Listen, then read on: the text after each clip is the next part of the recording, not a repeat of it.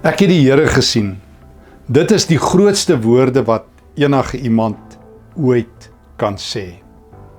In die tyd toe Jesus op aarde was, is vroue stil geswyg, uit die pad gepraat, stil gemaak, soos die Engelse sê, it was a man's world.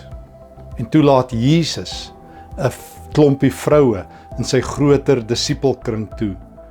En toe is daar een vrou wat saam met die disippels Jesus eindtyd tot by die kruis gevolg het. Maria Magdalena is haar naam. Dit is die vrou uit wie Jesus selfs demoniese magte gedryf het Lukas 8 vir ons vertel.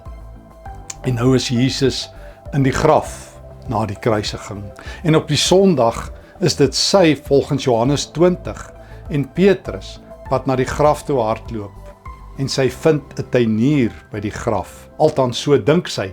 En dan hoor sy, dit is Jesus. Sy omhels hom, sy gryp hom vas en dan sê Jesus vir haar, die grootste woorde ooit, gaan sê vir my broers, ek het opgestaan.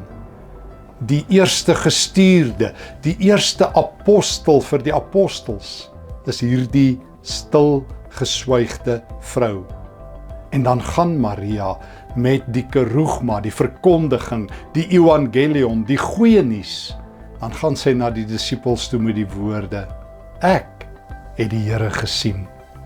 Ek wil dit elke dag agter Maria Magdalena aansê. Ek wil dit bely en beleef. Ek wil dit in die geloof in my eie lewe waarmaak. Ek het die Here gesien. Dankie Maria Magdalena, dat jy die eerste gestuurde is.